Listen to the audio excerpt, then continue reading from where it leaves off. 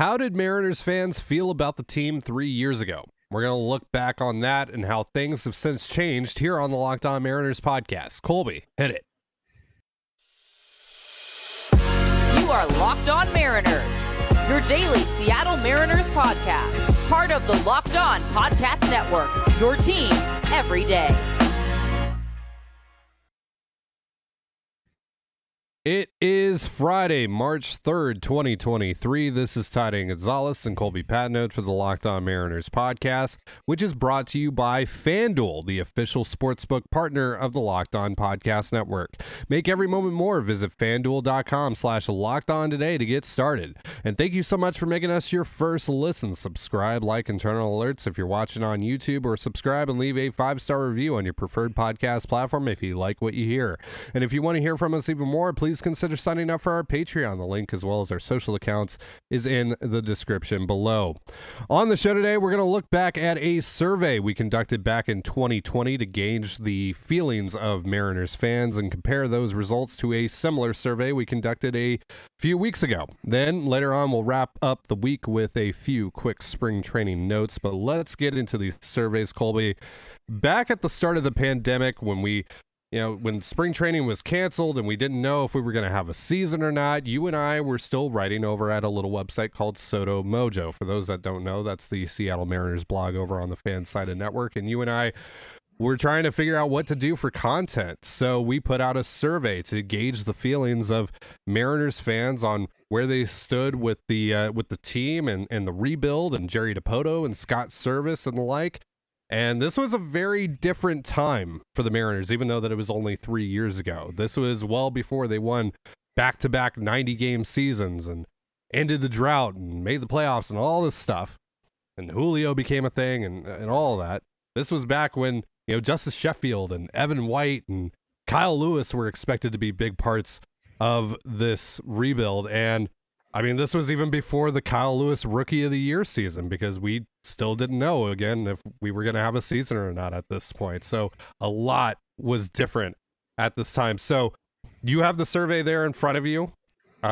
Let's go over some of these results, kind of react to them. And then, a little later on, we're going to get into the 2023 survey that we did and kind of compare and see where things stand now.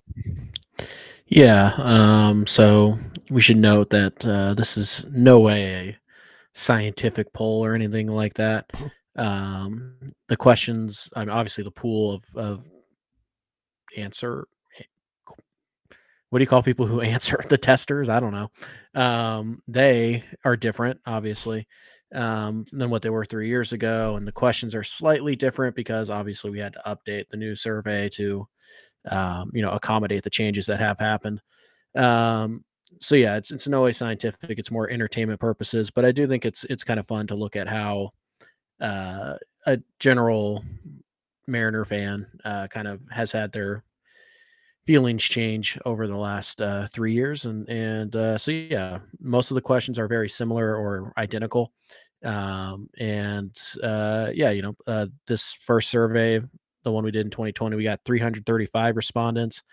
The one we're going to do in 2023, we got 260 roughly. So again, not scientific in any way, just more entertainment purposes. So yeah, where do you want to start, Ty? Because we in these surveys, we ask people who should be inducted into the Mariners Hall of Fame, who should have their number retired. How do they feel about the Mariners rebuild? How do they feel about the Mariners future going forward? How do they feel about Jerry? How do they feel about Scott? That type of thing. So where do you want to start?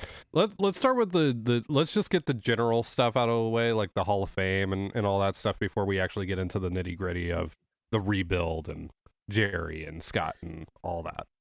Sure. So obviously things have changed in this regard with the Mariners Hall of Fame, because some of these guys from the 2020 poll have since been inducted or will be inducted into the Mariners Hall of Fame. And they're who you would expect, right? Back in 2020, 312 of 335 or 93.7% said that Ichiro deserved to be in the Mariners Hall of Fame. And my first thought was, what's up with the other 6.3%? Yeah, right. Yeah. What are we doing here, guys? Yeah. That seems low. The next highest was Felix Hernandez, 310 votes, so 93.1. Again, what's up with the other 6.9% of you? Yeah. That's a layup. Wait, 6.9 you say? Yeah, Nice. I did. Nice. Yeah, so some other notables in this particular question. Kyle Seager came in third with 47.4%. So most people who took this poll said no, Kyle Seager doesn't deserve to be a Mariner Hall of Famer. Yeah, we'll see how that changed. Fourth highest number of votes is Rick Riz, who's only at 46.5%, which shame on y'all. Shame on y'all. Yeah. Yes, but we'll see how he did in 2023. And then the rest are various. Raul Ibanez got 29.7%. Mike Cameron got 33.6%. Nelson Cruz got 27%, and then just a handful of other players. Yeah, even though he's not eligible, which he should be, but yeah, Alex Rodriguez only got 19.5. Like, so to be expected. Yeah, right. So yeah, two no-brainers, Ichiro and Felix, and obviously Felix is going into the Mariners Hall of Fame, this summer. Yeah, and Ichiro went in last summer, so right, pretty much nailed that one. As for jersey retirements and whatnot, 92% said yes to Ichiro for 51. What might be interesting is that only 48.9 said yes for Randy Johnson, 51. Wow. So yeah, less than half of the Mariners fans thought that the best pitcher in their franchise's history and Hall of Famer should have his number retired, which, okay. Felix was a lot lower than Ichiro, only 78% in this poll. So 255 out of 335. But some other notables here. Lou Pinella's number 14 got 32.7%. Jamie Moyer's number 50 got 20.2%. And Dan Wilson got 10%. Alex Rodriguez got 3%. So right, yeah, you guys were in 2020 not feeling particularly great about honoring the past of the Mariners. That would be my general, because I mean, like, a significant number of you were like, Ichiro, Mariner Hall of Famer? No. Yeah, that's sus. Come that's on. Sus. Yeah. All right. Let's get into this rebuild stuff, because you've read this survey off to me a few weeks ago, but I don't really remember it. But I feel like it's going to be fairly negative towards the front office and the rebuild. Skeptical, at least. Yeah, the thing you have to remember about us is that because we're conducting the poll largely through people who follow us on Twitter is how we get the word out. Our base of, responses is going to skew more in our line of thinking, right? Like, I guess, yeah. It's just the way it typically works. That's a good point, yeah. Yeah, but overall, this is from May of 2020, 334 respondents. They said that overall the Mariners rebuild, 75.7 said that it was on the right track as of okay. There we go.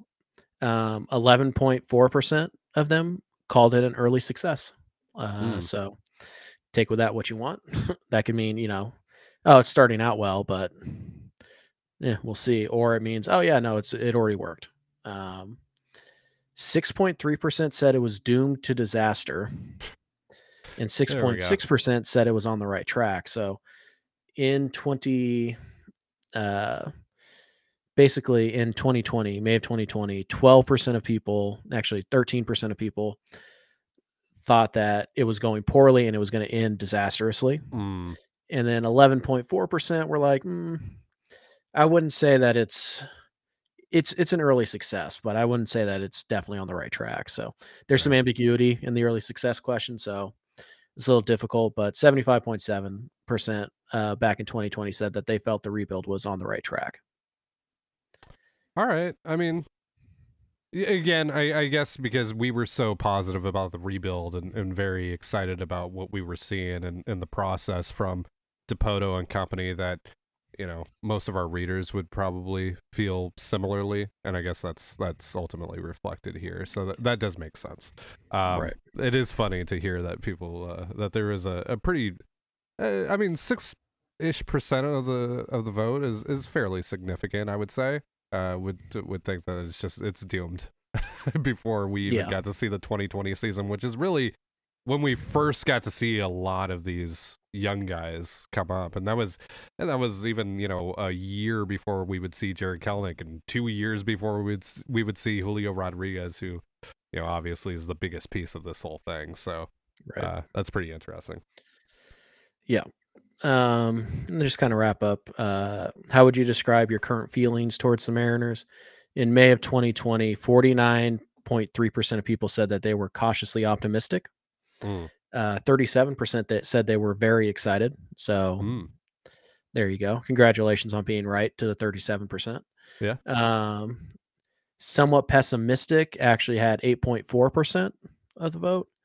And quote, what future had 5.4% of the vote. So again, we're at about nearly 14% were either pessimistic or basically didn't want to believe that a future existed.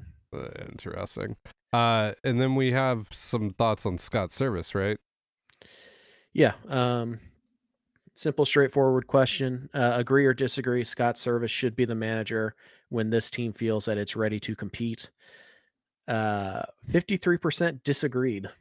47% agreed. Right. So fairly split. But most people believe that Scott wouldn't be the manager when this team was good. And I mean, you and I were kind of in that boat as well back then, because you and I were definitely not sold on Scott. And for me, I wasn't really sold on Scott until the Kevin Mather situation happened, and Scott's response to that whole thing, and being outward about his feelings about that. And that earned a lot of respect for me. And let's just face it, he's gotten a lot better in terms of in-game management. He's still not perfect, but what manager in Major League Baseball really is, especially with like bullpen management. Overall, though, Scott, in terms of being a culture builder, has to be one of the best in baseball. And you can tell that a lot of his guys really enjoy playing for him, and so he's earned a lot of respect from me over just the last couple of years, really, and completely changed my mind on his ability to lead this team, not just to the playoffs now, but eventually, hopefully, to a World Series. So yeah. And then lastly, we asked people agree or disagree. Jerry Dipoto has the team on the right track. And 87% said that they agreed with that statement. So, right. And again, that's probably, some of that is going to be a little skewed because it's probably more reflective of our line of thinking. But yeah. Yep. I mean, so, and we were very, very positive about where the rebuild was heading around that time. And, we're pretty excited about, seeing guys like Kyle Lewis and Justice Sheffield and Nevin White that year. So, yeah, that makes a lot of sense. All right, so we're going to look at how things have changed now in 2023 with the most recent survey that we conducted here in just a moment. But real quick, a reminder, this episode of Locked On Mariners is brought to you by Built Bar. Looking for a delicious treat but don't want all the fat and calories? Then you got to try a Built Bar. We just got through the holidays, and I know my goal is to eat a little healthier this year. And if you're like me, where you want to eat healthier but don't want to compromise taste, then man, I've got just the thing for you. You got to try Built. With Built, healthy is actually tasty. Seriously, they're so delicious you won't think they're good for you, which is perfect for your New Year's resolution. And what makes Built Bars so good? Well, for starters, they are all covered in 100% real chocolate. That's right, real chocolate. And they come in unbelievable flavors like churro, peanut butter brownie, and coconut almond. I'm not sure how Built does it, but these bars taste like a candy bar while maintaining amazing macros. And what's even better is that they are healthy. Only 130 calories and 4 grams of sugar with a whopping 17 grams of protein. And now you don't need to wait around to get yourself a box. For years, we've been talking about ordering your Built Bars at Built.com. Now you can get them at your local Walmart or Sam's Club. That's right. Head to your nearest Walmart today, walk to the pharmacy section, and grab yourself a box of Built Bars. You can pick up a 4-bar box of cookies and cream, double chocolate, or coconut puffs. And if you're close to Sam's Club, run in and grab a 13-bar box with our hit flavors, brownie batter, and churro. You can thank me later. And you're listening to the Locked On Mariners podcast. Thank you again for making us your first listen. So, Colby, let's get into these 2023 results for the most recent survey that we put out to see how things have changed, how the feelings of the Mariners fan base have changed over the last 3 or so years. Yeah. Not very is how I would Describe. Let's start with we'll save the number retirements and compare those and whatnot at the end here. Sure. So one of the questions we asked in the second survey, just a few weeks ago, was essentially the same exact question that we're asking now, and it's how do you feel about the Mariners' future? 73.2% said very excited, compared to 37% who said very excited back in 2020. Cautiously optimistic, it was still 25.7%, which weird. Really? Why? You're Why still are not you ready to dive in? cautiously Really? optimistic after a playoff season? Weird. Yeah. Okay. Yeah. Yeah, where you've just locked up, a Cy Young contender. You have 2 homegrown Cy Young contenders. You have An MVP Julio candidate. locked in, Yeah, like for 14 years, all-star catcher. But okay, whatever. I mean, yeah. so that's actually down though from 49.3%. So about half of the people. Well, not the same people, but Sure. Yeah. that number got knocked down by about 50%. Somewhat pessimistic actually got two votes. Oh, 2 So votes. Okay. I thought 2%. I was like, 0.8%? wow. No. And what future actually got 1 vote, and we all know that's Jerry Savage Dipoto, so I throw that out. Sure. So yeah, Ball that up, throw it in the trash. right. So when you compare the two, right, the very excited group grew by let's see, almost like doubled. 40%, right? Like Yeah, 36%. Yeah. It doubled, and the somewhat pessimistic group shrunk by about half. So it's kind of a direct correlation there. But very few people, only 2 people are somewhat pessimistic, and then there's a troll. Who we all know. We all know who the troll is. Of course. We're on to you. Yes. We're on to you, Jerry Savage Dipoto. Yeah, of course. Or possibly Nathan Bishop. But possibly. the next question, this is as similar as we can make it to the previous one. Agree or disagree, Jerry Dipoto has the team on the right track. The side question, the connected question here on this side is, how would you describe Jerry Dipoto as a GM/president? Essentially as a baseball ops guy, right? As a guy who's leading the baseball ops. Yeah. 46.7% said he's great. Okay. 47.5% said he's good. Okay. Yeah.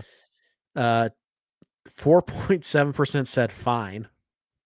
Okay. Which, again, explain yourself. And then 3 people, or 1.2%, said mediocre. Let me put this as nicely as I can. If you're saying mediocre, if you're one of those 3 people, you're dumb. There it is. Yep. Okay. And is there another answer? Like a bad, just outright bad? No. Okay. No, I'm not going to let people troll us like that. Yeah. Because if you think he's bad, you're worse than dumb. And that's as nice as I could put it. The great to good conversation is interesting, right? I don't know. How do you view that? How do you view like great compared to good? Is like great to you like someone thinks Jerry's like a top 5 baseball exec, or is it more just I don't care about like the tiers, you know what I mean? Like to me, like what is Jerry doing as a bit? Has he gotten the draft right? Yes. Yeah. Has he hit on free agents? Yeah, for the most part. Yeah. Robbie Ray. Yeah. Right. Yeah. Robbie Ray. Is he handling the trade market well? Yeah. Yeah. Did he build the farm system from worst to best in the matter of 2 years? Yeah. Yes. Yeah. That's the most impressive thing to me. Yeah. Is the farm system still in good shape and about to get even better? Yeah. Yes. Yeah. Is the window still wide open? Did he go all in at the wrong time and shave a couple years off of the window? No. That's great. Well, there's nothing more you want him to do. I guess there's some people out there, he should spend more money, but we know that's not his call. Right. So I don't even want to hear that. But yeah, so to me, I get the people who say good, but I think you have to be willing to say, well, he's good now, but he could be great. He just needs to win a couple more times, essentially. Sure.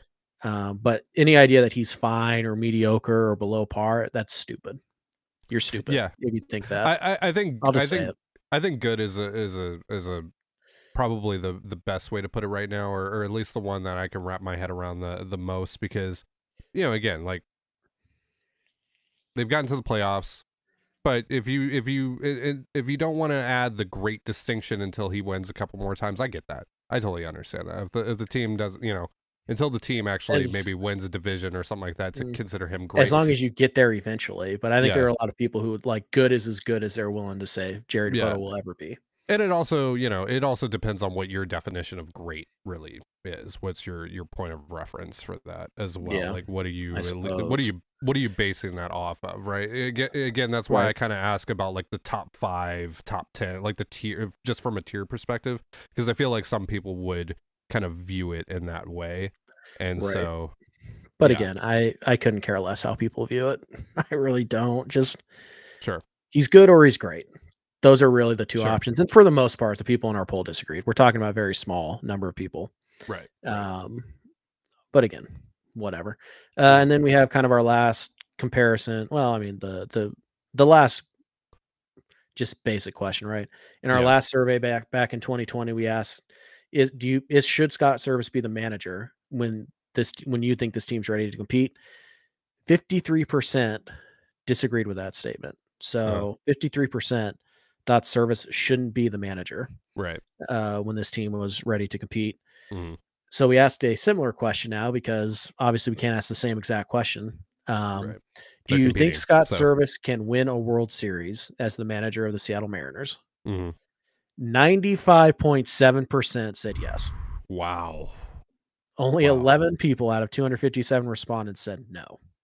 Yeah, and I get it, because I mean, like, look, I'm gonna be real about this. I'm gonna ask a question to our listeners right now. Who else would you want running this team?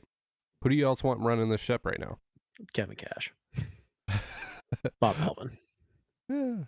Yeah. That's probably about it, though. I like Bomel. Yeah. But like, seriously, like there aren't that many better managers in baseball, especially like there might be better around the margins, but in terms of being a really good culture builder and balance that with at least a decent in-game manager, I would say Scott is now at this point. Sure. That's kind of a hard combination to find in Major League Baseball. It's harder to find than some would probably think it is.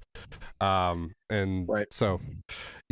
it's just, for me, like, there really isn't anyone within the realm of possibility here that I would rather have running the show than Scott Servais, right? Because again, I could say Bob Melvin, I could say Kevin Cash, but those guys aren't leaving their respective situations. So yeah, like, if I was to part with Scott Servais today, who do you want to replace him with? Like, who realistically could you replace him with that is better?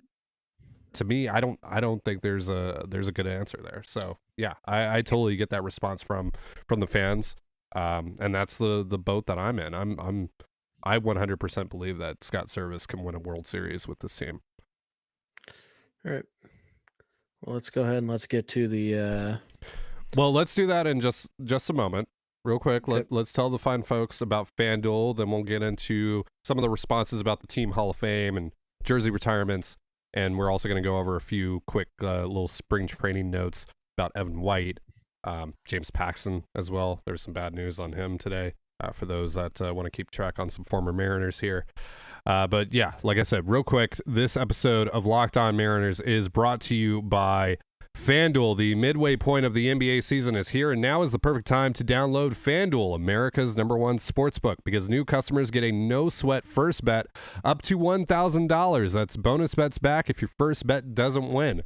Just download the FanDuel Sportsbook app. It's safe, secure, and super easy to use, and you can bet on everything like the Jazz at +1 against the Thunder. Plus, FanDuel even lets you combine your bets for a chance at a bigger payout with a same-game parlay, so don't miss your chance to get your no-sweat first bet up to $1,000 in bonus bets when you go to FanDuel.com/lockedon. That's FanDuel.com/LOCKEDON to learn more. Make every moment more with FanDuel, an official sports betting partner of the NBA.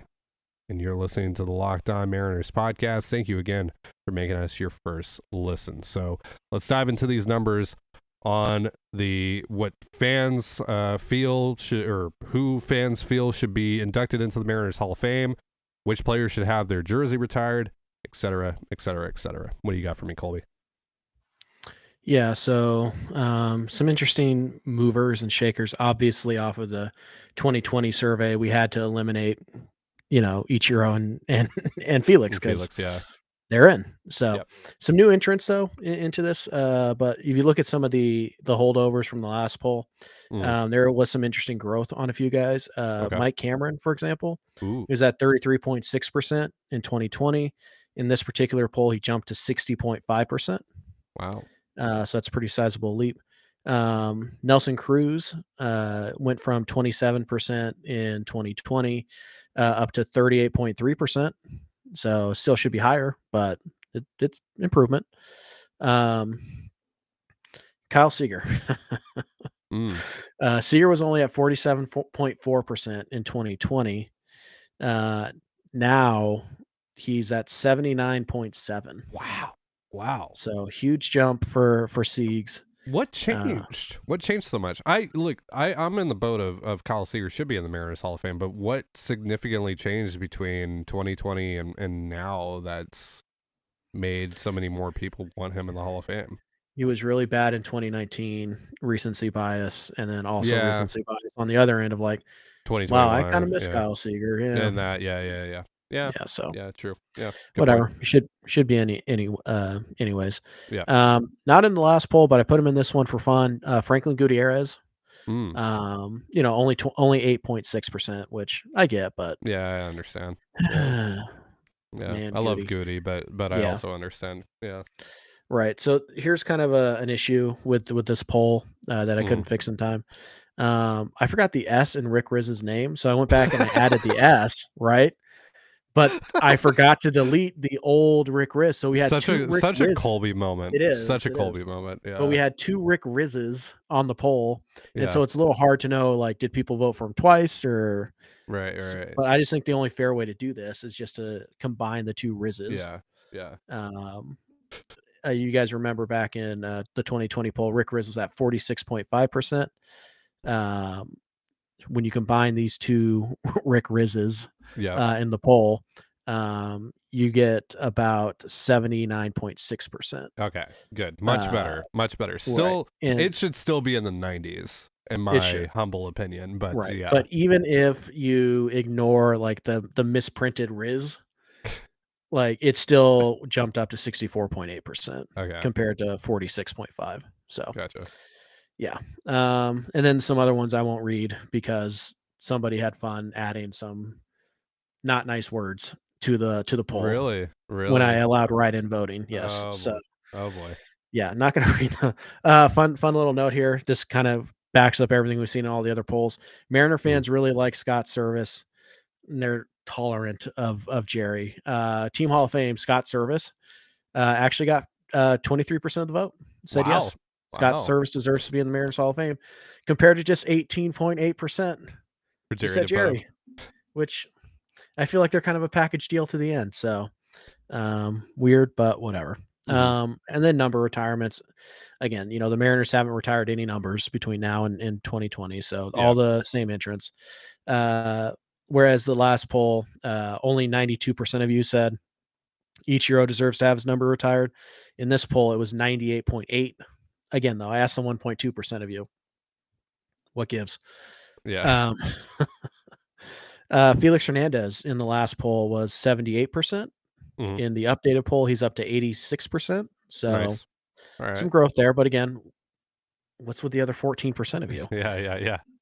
And then, just some others. Randy Johnson went up slightly. He was at 49% in the last poll. This time around, he was at 57%. Ow. Yeah. Jamie Moyer actually went down. It's one of the few guys who lost votes. He was at 20% back in 2020. This year, he was only at 12.5%. Jay Buhner also went down from 19.3% to 14.1%. Wow. Yeah. Lou Piniella, again, also went down from 32.7% to 28%. And then introduced in this poll, Kyle Seager, who got 29 votes or 11.4%. Yeah. So, yeah, that makes sense. But yeah. Interesting. Mm-hmm. Interesting. Well, Yeah, there you have it. Right. Like, I don't know, man. Like, I feel like Ichiro is definitely going to get his number retired after he makes the Hall of Fame. I think that's Yep. a no doubter. That's a no brainer. Felix is interesting, right? Because would the Mariners retire his number if he doesn't make the Hall of Fame? Because I think that's going to be a conversation that a lot of people in Seattle are going to want him, obviously, in the Baseball Hall of Fame. But I think that's one that he gets hung up a bit. He stays on the ballot for quite some time. Because I think he'll get enough votes to stay on the ballot and to stay relevant within that conversation. I just don't know if he's going to get to that 75% ever. But it's going to be interesting. How do you feel about Felix and the Hall of Fame? Yeah, so the Mariners' rule is that you have to be in the Hall of Fame for them to retire your number. Right.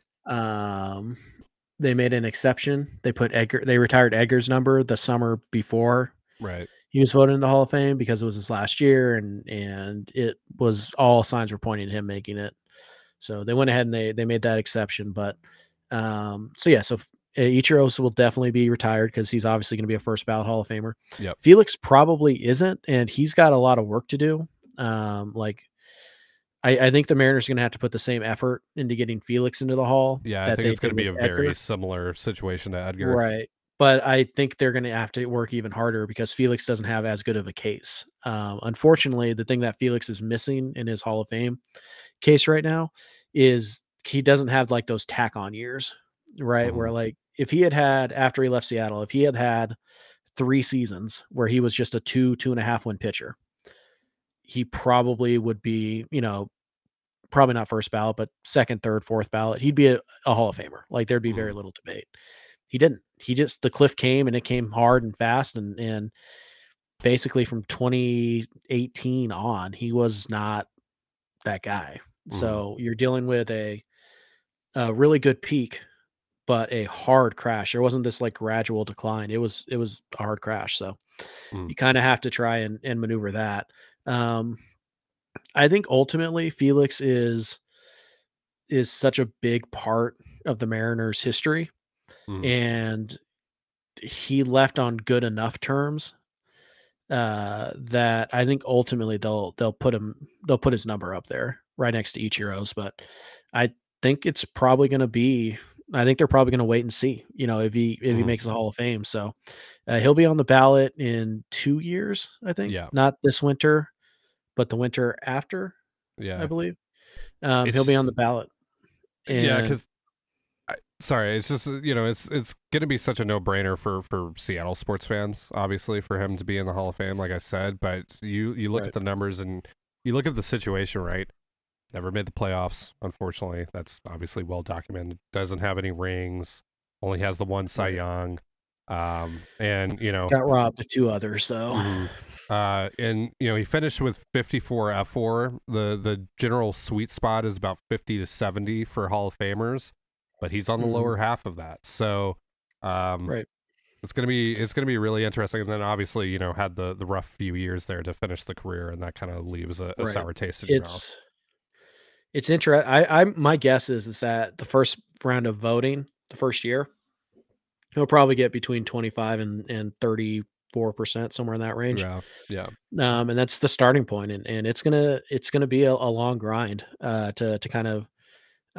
This is where old school voters might actually help Felix, just because they'll think about the peak and they'll think about, well, he was innings this time all-star, and innings pitched, ERA. He was an all-star 8 times or whatever. He was top 5 in Cy Young voting 4 times. He won 1. Blah blah blah. Right, like that type of stuff will help. But you just. I know there's a lot of people who are like, I only care about peak, or I only care about longevity, and Felix doesn't quite have a long enough peak. He doesn't quite have the longevity. He's kind of a tweener. Like I said, unfortunately, if he had been able to go and pitch, if he was still pitching this year and he was going to be a 1.5 to 2.5 win pitcher, as he had been for the previous 3 years, then he's probably a no-brainer Hall of Famer, because he's just accumulating these counting stats at that point, and adding to his WAR, which is an accumulation stat. So right, it's going to be an uphill battle. And I don't think his case is as obvious as somebody like Edgar's was. So Right. we'll see how many allies he has outside of the city of Seattle. That'll be key. All right, so real quick before we hop off here, just want to go over a few quick spring training notes before we head into the weekend. Some non-Mariners news, but some news relevant to Mariners fans, I would think. James Paxton, who's with the Red Sox, entered spring training healthy finally, and he's unfortunately hurt again. Pulled his hamstring during his start today. Seems minor, but yeah, just got a feel for Pax. That really sucks for him to get hurt again here. Hopefully it's nothing serious and he's able to get back on the mound. Evan White, some more injury news here with relation to the Mariners. Was scratched from today's lineup against, I believe they're playing the Diamondbacks today. Doesn't matter. Yeah, they're playing the Diamondbacks today. Yeah. Mike Ford replaced him in the lineup. Justin Hollander confirmed that it's mild soreness, and it just seems kind of precautionary from everything that we've heard. So fingers crossed on that. Finally, just some TV news for you guys in terms of how to watch the Mariners this weekend. They're going to be on Root Sports tomorrow with against the Rockies. That game starts at 12:10 p.m. Pacific time. You can catch that game on MLB TV and Root Sports, and you can also catch Sunday's game against the Brewers at 12:05 p.m. on MLB TV as well. And the next two games after that are also on MLB TV. The one on Monday against the Cubs at 12:10 p.m. and then the one on Wednesday. They have an off day on Tuesday, but the one on Wednesday at 5:05 p.m. Pacific time against the Dodgers is also on MLB TV. So you can catch that. All right, so that is going to do it for our show, and that's going to do it for our slate of shows this week. We really appreciate you tuning in. Thank you so much for joining us here on the Locked On Mariners podcast. For Colby Patnode, I'm Trident Gonzalez. Be sure to give us a follow on Twitter at LO_Mariners. You can follow me at Dane Gonzalez. That's DaneGNZLZ, and Colby at CPAT11. That's CPAT11. You can also follow us on Instagram and TikTok at Locked On Mariners. That's one word, Locked On Mariners. You can also find all that stuff in the description of this episode, and thank you again for making us your first listen. Now for your second listen, check out Locked On Fantasy Baseball. Win your league by listening to Matt and Dom every day as they bring you the best fantasy draft strategies. It's free and available wherever you get your podcasts, just like us, part of the Locked On Podcast Network, your team every day. And with that, have yourself a beautiful baseball day and a beautiful baseball weekend, and we'll see you next week. Peace.